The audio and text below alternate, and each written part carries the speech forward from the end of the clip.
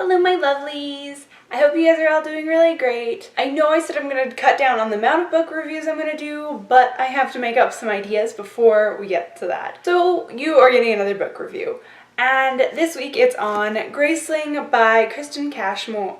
There's no M. And I really enjoyed it, but I think partially due to the hype, I didn't enjoy it as much as I could have, or as much as I thought I would. And I'm trying not to read books that I'm so hyped about. The last book that my auntie had suggested was Name of the Wind, and since that book was so amazing, I kind of put this book on a higher shelf of expectations, which I shouldn't have. Not to say it isn't good. It's a great young adult book, but I was expecting a lot more.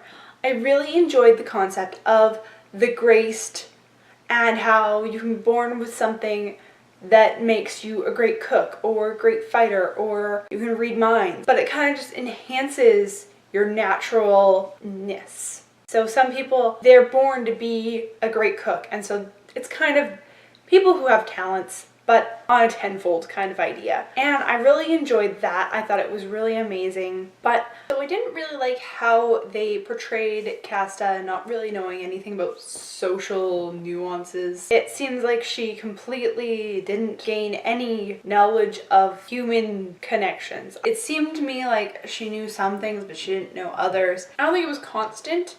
I think she realized sometimes and not others. I did really like how the relationship between her and Prince Po, how they became friends and all of that, and I really enjoyed that growing friendship. I thought that was written well and very truthfully. Tiny little things that were in this book that I enjoyed were that when there's a new ruler, the name of the city changes, so I thought that was kind of interesting and I liked it, so that it was kind of like, oh, you know who the ruler is because the capital is named after them. It makes it easy. Maybe they should do that in Canada. No, I'm totally joking. Don't do that. I am kind of curious where the next two books go. I know they're companion books and not sequel kind of ideas. I was told like I could read Graceling and the third one and I wouldn't miss out on anything if I didn't read the second one.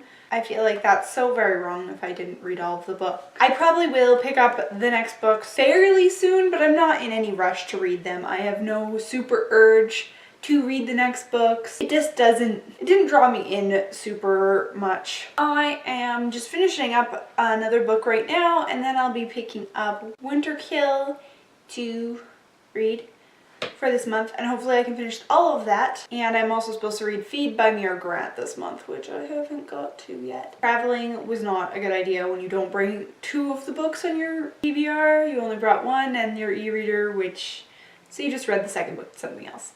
But that's okay. Hopefully these videos go together well because I stopped like 3 times. I hope you guys are all doing really great. Like this video if you like this video, or you just like me. Write a comment down below if you've read this book and what your feelings were about it, or if you have any questions about certain characters or certain things that happened in it.